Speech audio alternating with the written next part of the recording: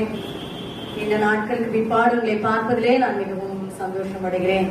தேவன் கொடுத்த நல்ல அருமையான வாய்ப்பை எண்ணி ஆண்டவருக்கு நான் உள்ளத்தின் ஆழத்திலிருந்து நன்றி செலுத்துகிறேன். என்னை அன்போடு அழைத்த சார் அவர்களுக்கும் குடும்பத்தாரும் பேசுவி நாமத்தினாலே நான் நன்றியை தெரிவித்துக் கொள்கிறேன்.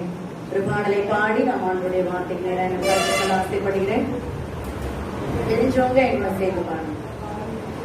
புதுசா புத்தம் புதுசா என் வாழ்க்கை மாறிடுச்சு, புதுசா புத்தம் புதுசா என் உலகமே மாறிடுச்சு, புதுசா புத்தம் புதுசா என் வாழ்க்கை மாறிடுச்சு, புதுசா புத்தம் புதுசா என் உலகமே மாறிடுச்சு. பழைய மனுஷனை துரத்தி போட்டேன், புதிய தரிசனம் பெற்றுக் கொண்டேன். பழைய மனுஷனை துரத்தி விட்டு புதிய தரிசனம் பெற்றுக் கொண்டேன். வாக்குத்தத்தம் தந்து விட்டான், என் வாழ்க்கையை மாற்றி விட்டான்.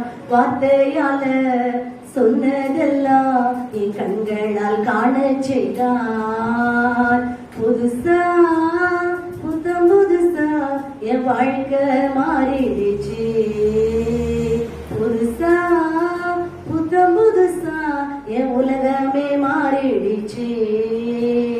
கடந்த நாட்களில் கண்மணி போல் காத்திட்டாரே, என்ன நடத்தினாரே.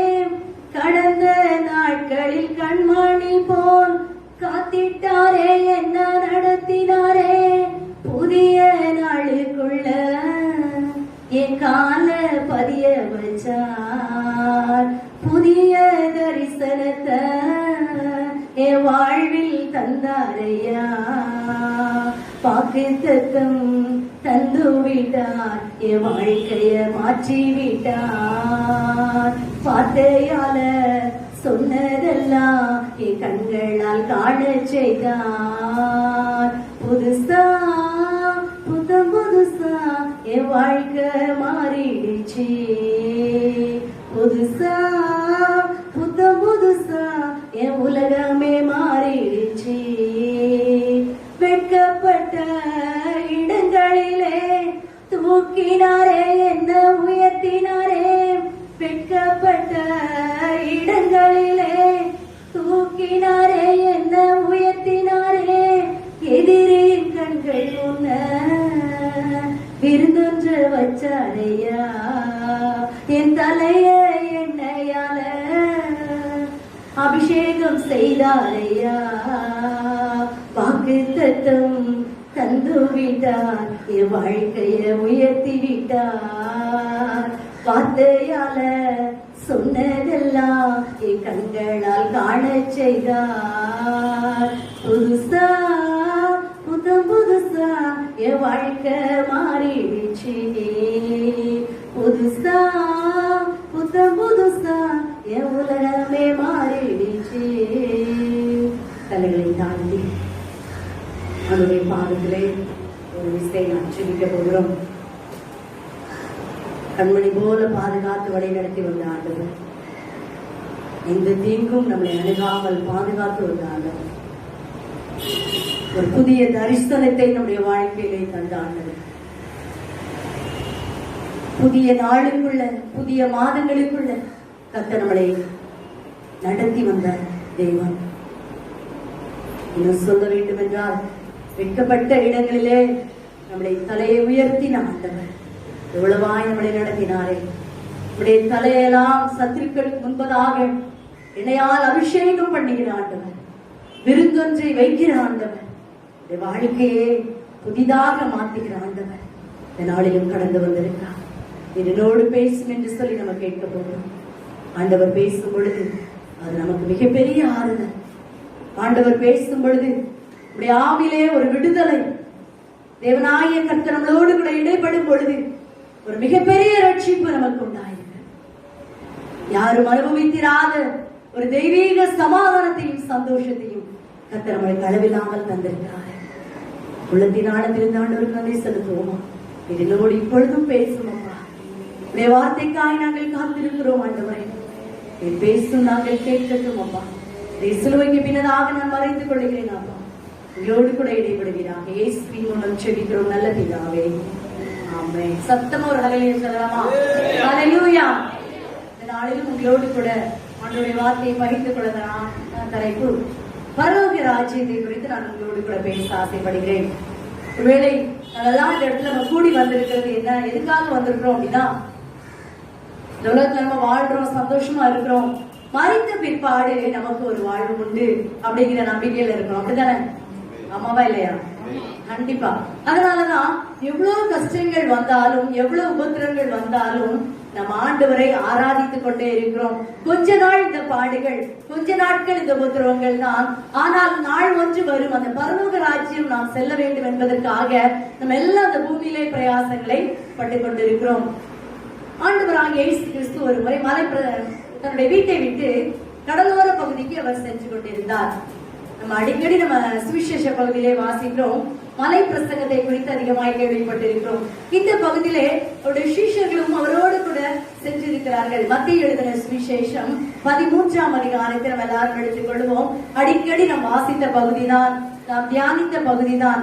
ஆனால் இந்த பகுதியில நம்ம தியானிக்கும் பொழுது ஆண்டவரே சொல்லிய முதலாவது வசனத்தை நம்ம பார்த்தோம்னு சொன்னா, வீட்டிலிருந்து புறப்பட்டு போய் ஒரு கடலோரத்திலே உட்கார்ந்தார். நம்ம எல்லாரும் பீச் போனோம் அப்படின்னு சொல்லி ரொம்ப ஆசையா இருக்கும்ல, குழந்தைகளுக்கு ரொம்ப சந்தோஷமா இருக்கும். ஏன் அப்படின்னா நல்ல ஒரு ரிலாக்ஸ் பண்றதுக்காக அந்த இடத்துக்கு போவாங்க.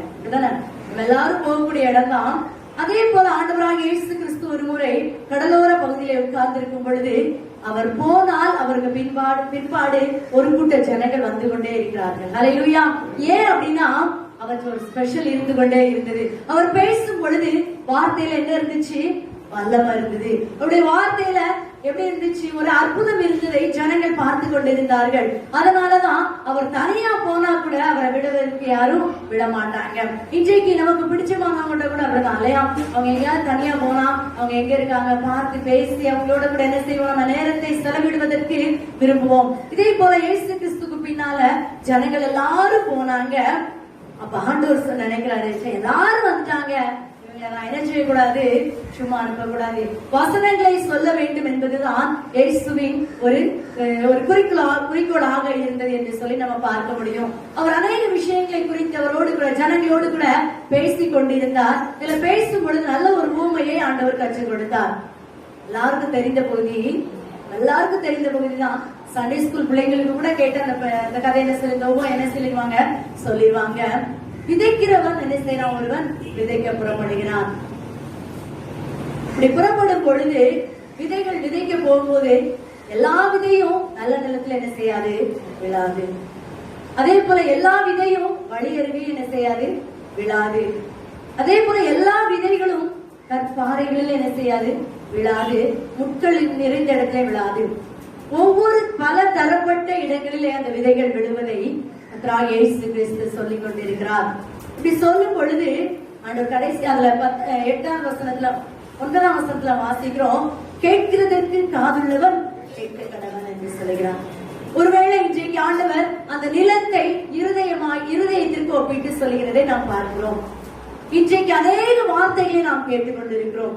நம்ம சொல்ல போனா எண்ணில் அடங்காத வார்த்தைகளை நாம் கேட்கிறோம். எத்தனையோ முறை ஆண்டவருடைய வசனத்தை நாம் கேட்கிறோம், செய்தியை கேட்கிறோம், இன்னும் ஆன்லைன் மொபைல்ஸ் நம்ம கேட்கிறோம் செய்திகளை. அநேக ஊழியக்காரர்களிடம் நாம் பெற்றுக் கொள்கிறோம். தனிப்பட்ட விதத்திலே ஆண்டவர்கிட்ட என்ன செய்யறோம்? கேட்டு பெற்றுக் கொள்கிறோம். எத்தனை முறை சத்தியங்களை கேட்டாலும் நம்ம எல்லாரும் கண்ண மூடி நம்மளை ஆராய்ந்து பார்க்கும் பொழுது, இன்று நான் மறித்தால் பரலோகம் போவேனா அப்படிங்கிற ஒரு கேள்வி நமக்குள்ள என்ன செய்யும்? எழுந்து கொண்டேதான் இருக்கிறது. ஒருவேளை நம்முடைய பாவங்களும் அக்கிரமங்களும் தேவனுடைய சமூகத்திற்கு வரவிடாமல் தடுத்துக் கொண்டிருக்கிறதை நம்ம எல்லாரும் அறிந்த காரியம்தான். இன்றைக்கு நல்ல ஆராதனை பண்ணோம் இல்லையா? ஆண்டவரே ஏசாயா சொன்னது போல நாவை தொடும் என்று. ஒருவேளை அசுத்த உதடுள்ள மனிதர்கள் தான் நம்மளை பார்த்து ஆண்டவர் சொல்லுகிறாரு, கேட்கிறதுக்கு காது இருந்தா நீ கேட்டுக்கோப்பா. யாரெல்லாம் கேட்க வேண்டும் என்று விரும்புகிறீர்களோ இயேசுவின் சத்தியத்தை கேட்பதற்கு அவர் விரும்புகிறார். இன்றைக்கு நம்முடைய செவிகளை விருத்த சேதனம் பண்ணும்படியா இந்த சமூகத்திலே வந்திருக்கிறோம்.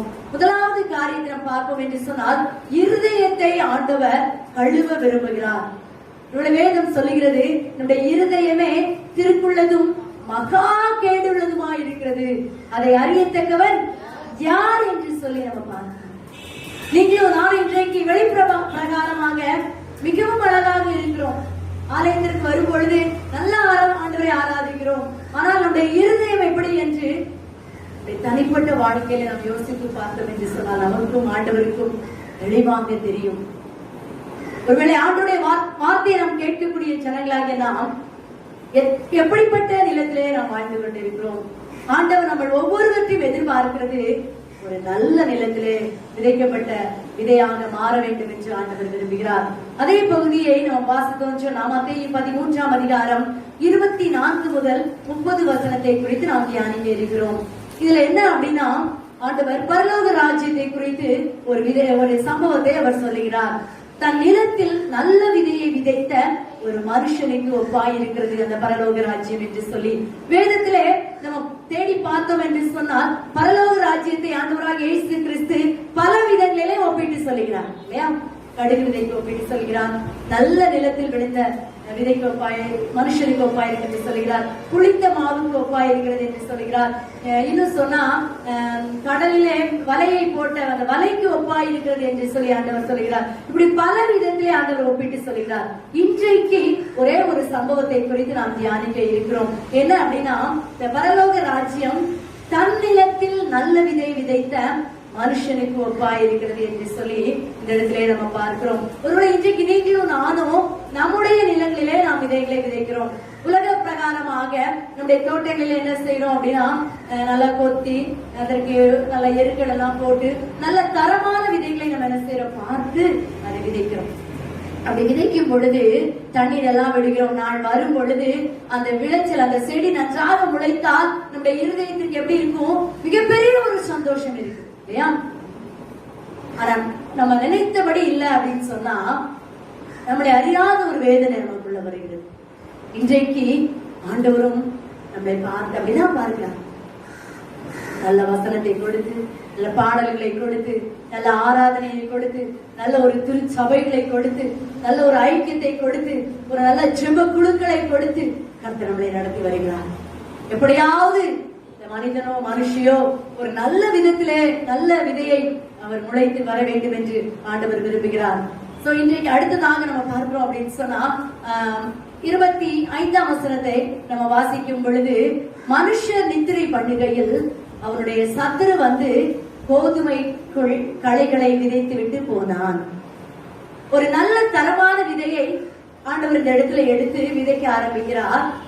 விதைக்கும் பொழுது உலக பிரகாரமான அந்த காரியங்களை நாம் பார்த்து இருக்கிறோம். ஒரு நல்ல தரமான ஒரு கோதுமை மணியை எடுத்து விதைக்கும் பொழுது நன்றாக வளர்கிறது.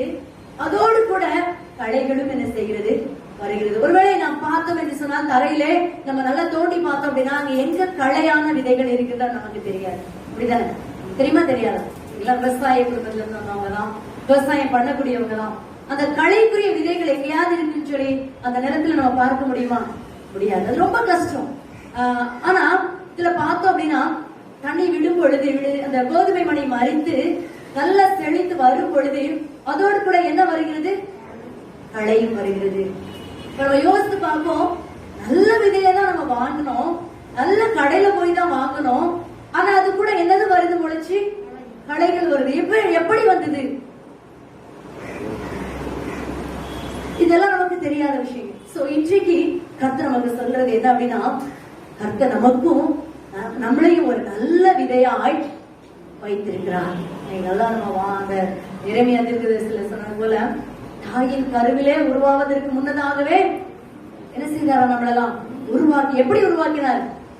ரொம்ப அழகாக சரியாக உருவாக்கினார். சிஸ்டர் ஒர்ஷிப் எடுக்க சொன்னாங்க, நம்ம எப்படி நம்மளுடைய உருவங்கள் எல்லாம் எப்படி பண்ணாங்களாம், நேர்த்தியாக ரொம்ப அழகாக நம்மளை உருவாக்கினார். ஆனால் நம்ம கூட எதெல்லாம் வளர ஆரம்பிக்குது, களைகளும் வளர ஆரம்பிக்கிறது. பாருங்க எப்படி களை வந்தது என்று சொல்லி பார்க்கும் பொழுது, நித்திரை பண்ணுகையில் மனுஷர் நித்திரை பண்ணுகையில் அவருடைய சத்துரு, யாருடைய சத்துரு? அந்த மனுஷனுடைய சத்துரு. சோ ஒரு நல்ல விதை முளைக்கும் பொழுது அதோடு களைகளும் முளைக்கும், அதுக்குரிய ஒரு களையான விதைகளும் உள்ள இருக்கும். இதே போல ஒரு நல்ல மனிதர்களுடைய வாழ்க்கையிலையும் அவனுடைய சத்துருக்கள் வருவார்கள், அவனோடு கூட இருப்பார்கள். ஆனால் நமக்கு தெரியாது. அது எப்ப தெரியும் அப்படின்னா, நம் கண்களை மூடி ஒருவேளை சாதாரண தூங்குற சமயம்ல நம்முடைய ஆத்மா தூங்கும் பொழுது சத்துரு வேலை செய்ய ஆரம்பிப்பான். நம்முடைய சரீர பிரகாரமாகிய நம்முடைய சரீரம் தூங்குவது இயற்கையான ஒன்று. ஆனால் இரண்டு இருக்குது, ஆன்மா இருக்கு, நம்முடைய சரீரமும் இருக்கிறது. அந்த ஆன்மா எப்பொழுதும் எப்படி இருக்க வேண்டும்? தெளிவாக இருக்க வேண்டும். அதான் ஆண்டவர் சொல்றாரு வேதத்துல நம்ம பார்க்கிறோம், எப்பொழுதும் நீங்க என்ன செய்யணும்? விழித்திருந்து என்ன செய்யணும்?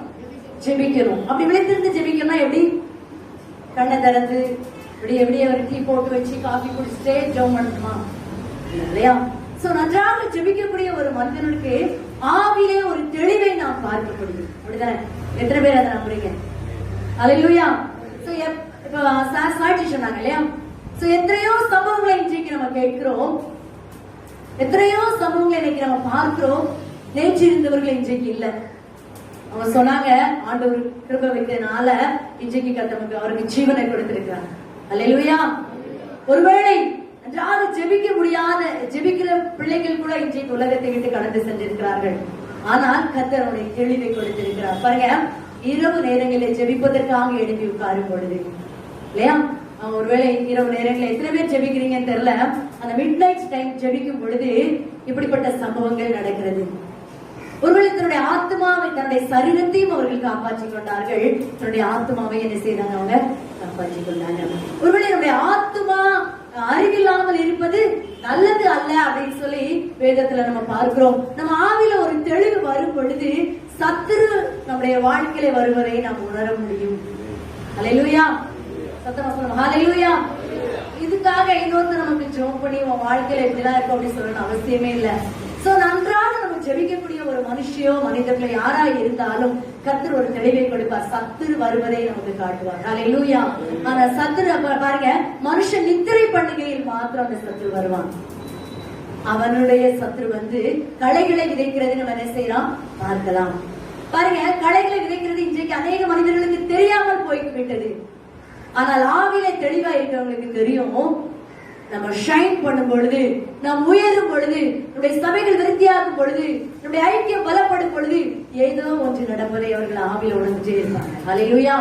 எந்த காரியத்தை குறித்து அவங்க யோசித்து செய்து கொண்டே இருப்பார்கள். யாராவது ஒருவர் வந்து பேச வந்தாலும் ஜெபிக்க வந்தாலும் எதுக்கு வர்றாங்க, ஏன் வர்றாங்க, இப்படி பல விதங்களில் அவங்க என்ன செய்வாங்க? யோசிக்க ஆரம்பிப்பாங்க. இதுதான் ஆவில ஒரு தெளிவை நம்ம பார்க்க முடியும். ஆனால் இந்த மனிதனுடைய வாழ்க்கையில் நிறைய பேருக்கு இந்த தெளிவு இல்லாமல் இருக்கிறது. சத்துரு எப்படி வருவாங்கிறது அறிவில்லாமல் நாம் வாழ்ந்து கொண்டு இருக்கிறோம். பாருங்க, பயிரானது வளர்ந்து கதிர்விட்ட போது களைகளும் காணப்பட்டது. நாங்க சின்ன பிள்ளையா இருக்கும் போது எங்க அம்மா இங்க தோட்டத்துக்கு கொண்டு போவாங்க, ஏதாவது சாப்பாடு கொண்டு. அப்ப நெல் எல்லாம் நாங்க தோட்டத்துல நட்டு இருக்கும் பொழுது நெல் பயிரும் இருக்கும். அப்ப அவங்க சொல்லுவாங்க, நாங்க என்ன வேலைக்கு போறீங்கம்மா அப்படின்னு கேட்டா, அந்த நெல் பயிருக்குள்ள இருக்கிற களைகளை எடுக்க போறோம் அப்படின்னு சொல்லுவாங்க. அப்ப நாங்க தோட்டத்துக்கு ஏதாவது கொண்டு போய் எங்க போய் விளையாடி கொண்டு இருப்ப பார்த்தோம்னு சொன்னா நெல் பயிரும் ஒன்று போலதான் இருக்கும், களைகளும் ஒன்று போலதான் இருக்கும். நாங்க வந்து எங்க அம்மா சொல்லுவாங்க, உள்ள பார்த்து உள்ள இறங்குங்க அப்படின்னு சொல்லுவாங்க. எங்களுக்கு நெல் பயிரும் வித்தியாசம் தெரியாது, களைகளும் வித்தியாசம் தெரியாது. ஆனா அவங்களுக்கு என்ன செய்யும்? நல்லா தெரியும். எப்படி தெரியும் அவங்களுக்கு? அதுலயே பழக்கம், அதுலயே பழகினவங்க, அதுலயே வாழ்ந்தவங்க. இன்னும் சொல்ல போனா நல்ல ஒரு தெளிவான ஒரு மனநிலைமையில அவங்க தெளிவான ஒரு அறிவு அவங்களுக்கு இருக்கும். அதனாலதான் எங்களுக்கு தெரியாதது அவங்களுக்கு என்ன செய்வாங்க? சோ இன்றைக்கு இதே போலதான் இந்த பயிர் எது களை எதுன்னு தெரியாம வாழ்க்கை. சோ கர்த்தர் நமக்கு ரொம்ப தெளிவா கற்றுக் கொடுக்கிறாரு. செடியும் ஒண்ணு போலதான் இருக்கும், களையும் ஒண்ணு போலதான் இருக்கும். இதுல இருந்து வித்தியாசம் நம்ம பார்க்க முடியாத நாள் ஒன்று வரும். அது சொன்னாங்கல்ல, எப்படி வரும்?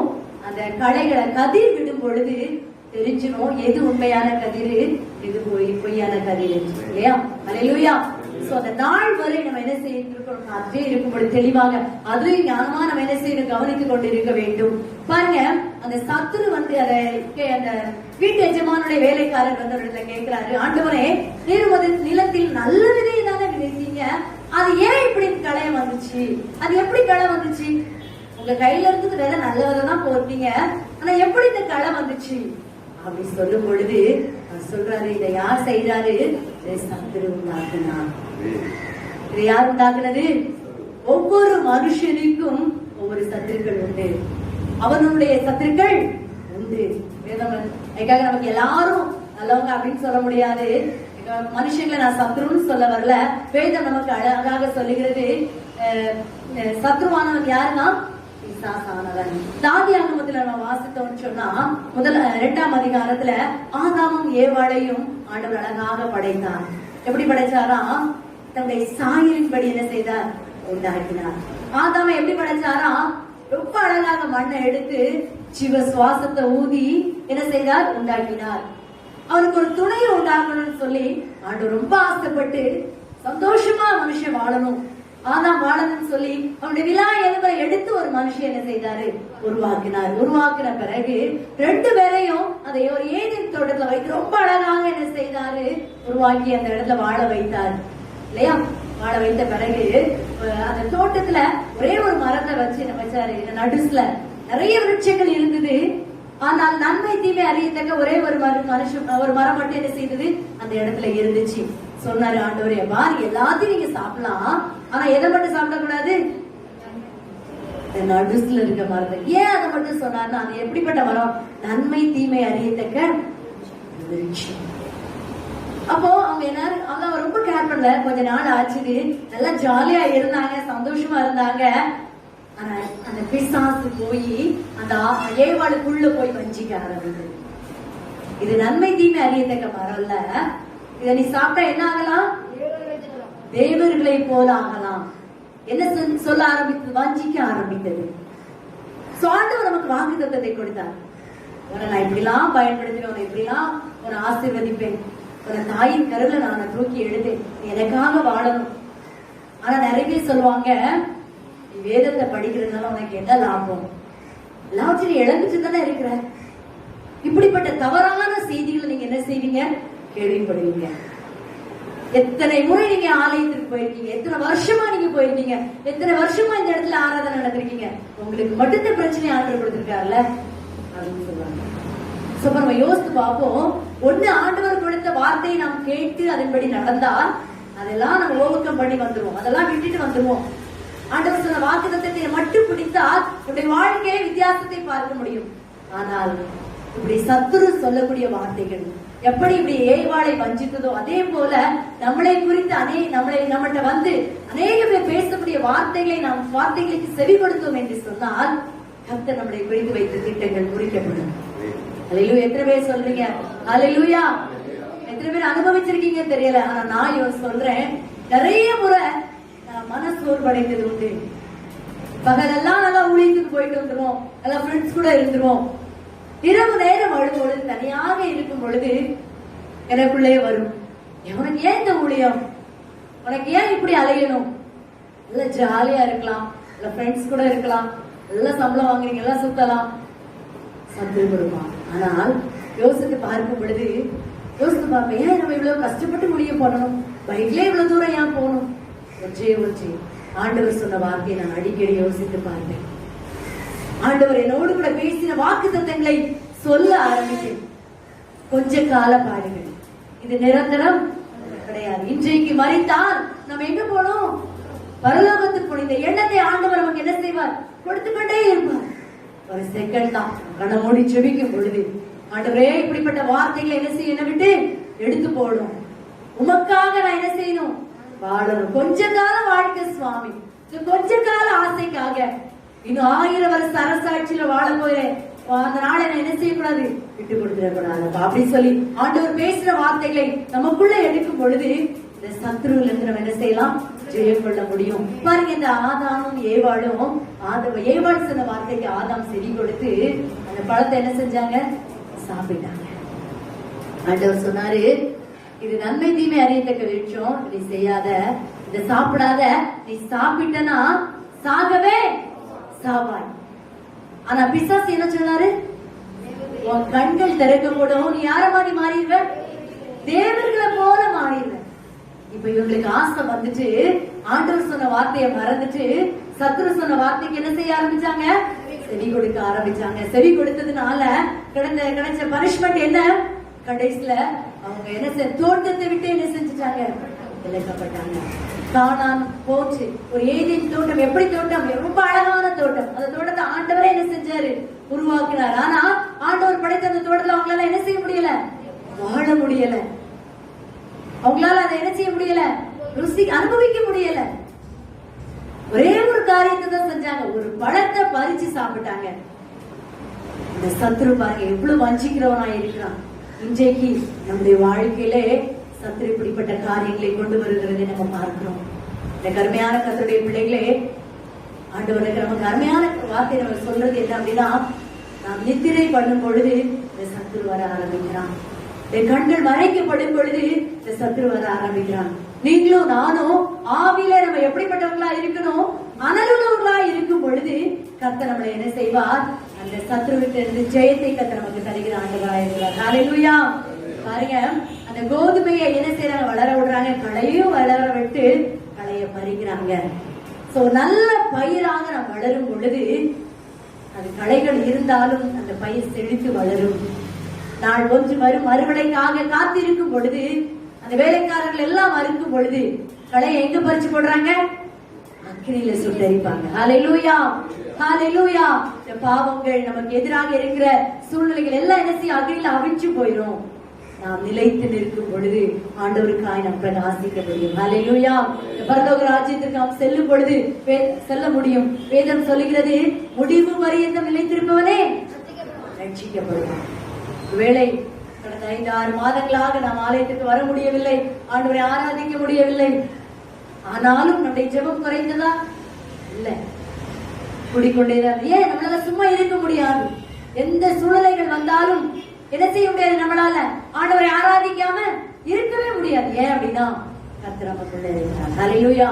எல்லாரையும் கர்த்தர் அபிஷேகித்திருக்கிறது. ஏன் அப்படின்னா எங்க வரணும்? பரலோக ராஜ்யத்துக்கு வரணும்.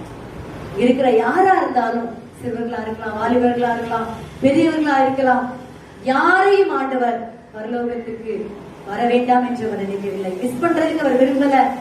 ஒரு ஆத்மா கூட கெட்டு போகிறதற்கு சித்தமில்லை என்று ஆண்டவர் சொல்கிறார். அந்த கருமையான கர்த்தருடைய பிள்ளைகளே, ஒருவேளை அறுப்பு காலம் மட்டும் அந்த கோதுமை களையும் அந்த பயிரும் சேர்ந்து வளர்ந்து வந்தது. கோதுமையோடு கூட அந்த களையும் வளர்ந்து வந்தது.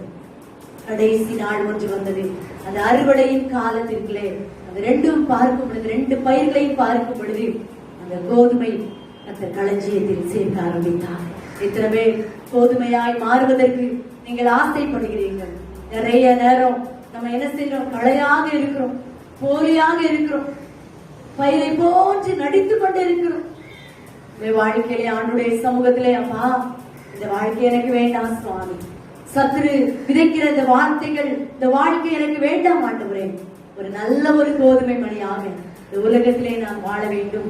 அது அறுத்த பிறகு அந்த கோதுமை மணிகள் எல்லாம் எப்படி களஞ்சியத்திலே சேர்க்கப்படுகிறதோ அதே போல நாங்களும் எங்களுடைய குடும்பங்களும் எங்களுடைய திருச்சபைகளும் அந்த பரலோக ராஜ்யத்திற்கு நாங்கள் வர வேண்டும் என்று சொல்லி நம்ம எல்லாரும் என்ன செய்ய வேண்டும்? ஜெபிக்கிறவர்களா இருக்க வேண்டும். ஹல்லேலூயா. அந்த பகுதியை பின்னால நம்ம பார்த்தோம்னு சொன்னா, பரலோக அந்த ஆண்டவர்கிட்ட சிஷ்யர்களாம் கேட்கிறாங்க, இந்த 13ஆம் அதிகாரம் தொடக்க வசனத்திலிருந்து இந்த நல்ல விதையை குறித்து இன்னும் எங்களுக்கு தெளிவா எங்களுக்கு கற்றுக் கொடுங்க ஆண்டவரே அப்படின்னு சொல்றாங்க. ஆண்டவர் சொல்றாரு, இந்த நிலம்தான் உலகம்ப்பா, ராஜ்யத்தின் புத்திரன், நல்ல விதைதான் ராஜ்யத்தின் புத்திரன். ஒருவேளை உங்களுக்கு நல்ல விதைகளை கொடுப்பதற்காக நான் வந்திருக்கிறேன். இந்த உலகத்தை நான் தந்திருக்கிறேன். இந்த உலகத்திலே வாழ்வதற்காக ஆண்டவர் நல்ல ஒரு ஊழியர்கள் எல்லாம் நமக்கு கொடுத்திருக்கிறார் இல்லையா? இல்ல நீங்க எப்படி வாழ்றீங்க? அறுப்பு காலம் மட்டும் உலகத்தின் முடிவு வரையும் நீங்க என்ன செய்யணும்? நிற்க வேண்டும். கடைசியில நம்ம பார்த்தோம் அப்படின்னு சொன்னா, இந்த களைகள் எல்லாம் சேர்த்து அக்னியால் சுட்டரிக்கிறது போல இவ்வுலகத்தில் முடிவிலே நடக்க ஆரம்பிக்கும். நிறைய பேர் யோசிக்க ஆரம்பித்துட்டோம். இந்த உலக சூழ்நிலைகளை மோசமாயிட்டு எப்படிலாம் நாம் நினைத்தபடி இந்த உலகம் இருக்காது, ஏதோ ஒன்று நடக்க போகிறது. எல்லாருக்கும் ஒரு பயம் வந்துருச்சு, உயிரை குறிச்சு ஒரு பயம் எல்லாருக்கும் வந்துருச்சு. பணம் ஒண்ணும் செய்ய முடியாது, நாம் சேர்த்து வைத்த சொத்துக்கள் ஒன்றும் செய்ய முடியாது இல்லையா? உலகமே சம்பவித்து ஒரு மாதிரி சூழ்நிலைகளை, மோசமான சூழ்நிலையில நம்ம போய்கொண்டிருக்கிறத பார்க்கிறோம். ஆனால் நாம் மட்டும் என்ன செய்ய மாட்டோம்? கலைஞர்களா இல்ல. ஹல்லேலூயா.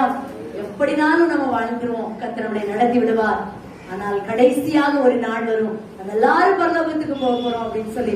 இன்றைக்கு பரலோக ராஜ்யத்தில் செல்வதற்கு எத்தனை பேர் நீங்க ஆயத்தமா இருக்கீங்க?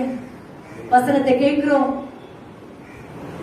முள்ளுள்ள இடத்துல விதைக்கப்படும் பொழுது அந்த விதை முளைத்து வருகிறது. ஆனால் உலக பாடுகள் வரும் பொழுது, உலக கஷ்டங்கள் வரும் பொழுது என்ன செஞ்சு விடுகிறோம்? நெருக்கி போடும் பொழுது, பாடுகள் நம்மளை நெருக்கும் பொழுது, உலக கவலைகள் நம்மளை நெருக்கும் பொழுது, நம்மளை அப்படி கசக்கும் பொழுது ஆண்டவரை விட்டு விலகி விடுகிறோமே. அந்த விதையை நம்ம என்ன செய்வதில்ல, முளைக்க விடுகிறது இல்லையே. கற்பாறையில விதைக்கும் பொழுது நல்லா முளைச்சு வருது. வெயில் ஏறின பிறகு என்ன செஞ்சிருது? காஞ்சு போயிருக்கு. சரியா நிலைச்சிருக்க முடியலையே. ஸ்ட்ராங்கா நம்மளால நினைச்சு வேரூன்றி நிற்க முடியவில்லையே. இப்படிப்பட்ட பல தரப்பட்ட சூழ்நிலையை வாழ்ந்து கொண்டிருக்கிற ஒருவேளை நம்மளை ஆண்டவர் பார்த்து சொல்லி, எனக்காக முடிவு பரியந்தம் நிலைத்திருப்பாயா என்று சொல்லி ஆண்டவர் நம்மளோடு பேசிக் கொண்டிருக்கிறார். எத்தனை பேர் நீங்க ஆயத்தமா இருக்கிறீங்க? எத்தனை பேர் ஆயத்தமா இருக்கீங்க? ஹல்லேலூயா. ஆண்டவரே, நான் நல்ல நிலத்துல விதைக்கப்பட்ட ஒரு கோதுமை மணியாய் இருக்க வேண்டும்.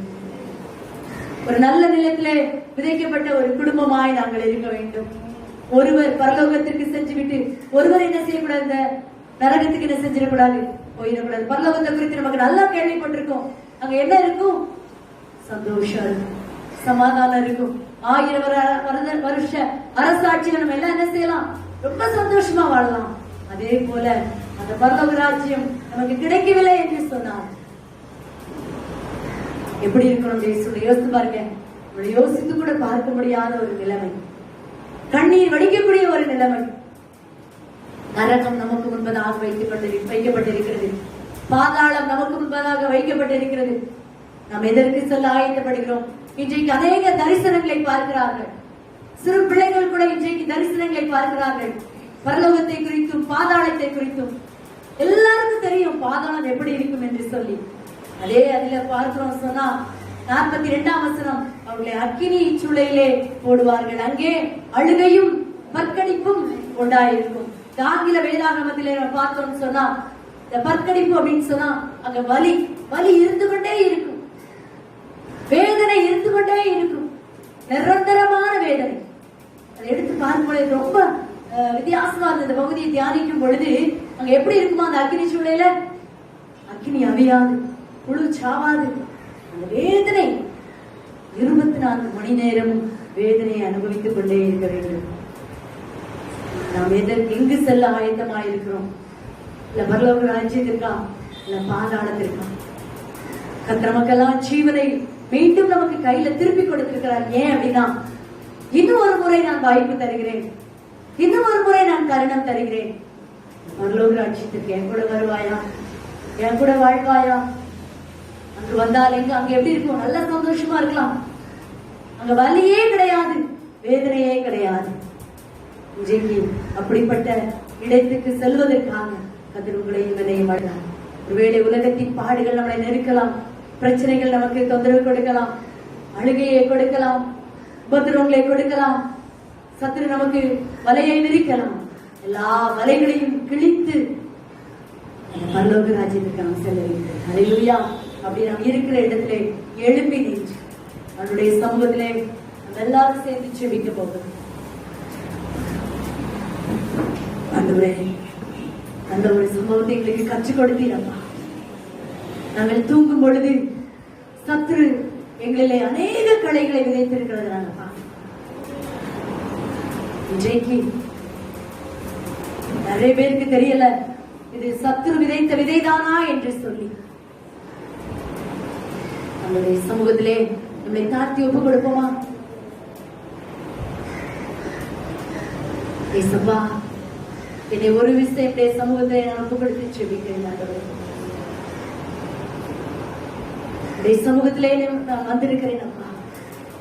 என்னை வெறுமையாக்குகிறேன் ஆண்டவரே. என் வாழ்க்கையெல்லாம் நான் திருப்பி பார்க்கிறேன் சுவாமி. பரலோகமும் பாதாளமும் உண்டு என்பதை நான் அறிந்திருக்கிறேன் அப்பா. பகல் நேரங்களிலே நன்றாக பாடல்களை பாடுகிறோம், ஆராதிக்கிறோம், வசனங்களை தியானிக்கிறோம், முழங்கால் எடுத்து ஜெபிக்கிறோம். ஆனால் இரவு நேரம் வரும் பொழுது, தனித்து விடப்பட்ட நேரம் வரும் பொழுது, பாடுகள், நெருக்கங்கள், உபத்திரங்கள், அது மட்டுமல்ல பாவமான காரியங்களும் எங்களுக்குள்ள குடிகொண்டிருக்கிறத நாங்க பார்க்கிறோம் அப்பா. இரவு நேரங்களிலே சத்துரு எங்களை வஞ்சிக்கிறதை நாங்கள் பார்க்கிறோம். இன்றைக்கு அநேகருடைய வாழ்க்கையிலே பகலிலே நன்றாக வாழுகிறோம், பரிசுத்தமாய் வாழுகிறோம். ஆனால் இரவு நேரங்களிலே சத்துரு நம்முடைய அறியாமல் உள்ளே நுழைகிறதை நமக்கு தெரியாமல் வாழ்ந்து கொண்டிருக்கிறோம்.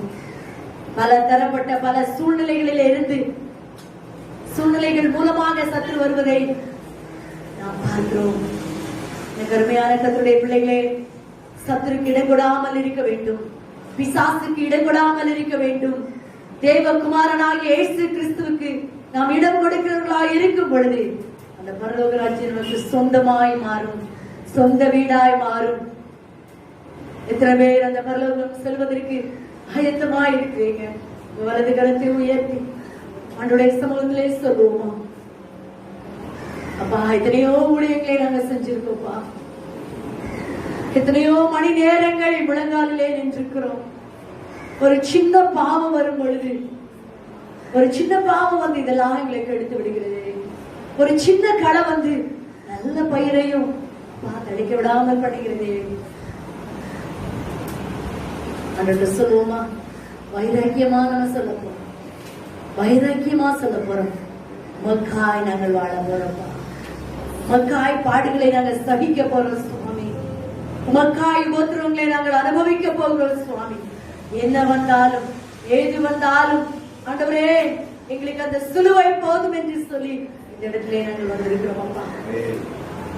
வேதம் சொல்கிறது, ஒருவன் என்னை பின்பற்றி வர விரும்பினால் தன்னை தான் வெறுத்து தன் சிலுவை எடுத்துக்கொண்டு என்னை பின்பற்ற கடவன் என்று சொல்லி, பரலோக ராஜ்யம் செல்வதற்கு தன்னுடைய சிலுவையை எடுத்து செல்லக்கூடிய ஒவ்வொருவர்களாய் மாற வேண்டும் என்று ஆண்டவர் விரும்புகிறார். அவரவருடைய பாடுகளை சுமந்து செல்ல வேண்டும் என்று ஆண்டவர் விரும்புகிறார். அவரவருடைய கஷ்டங்களை அவரவர் அனுபவிக்க வேண்டும் என்று விரும்புகிறார்.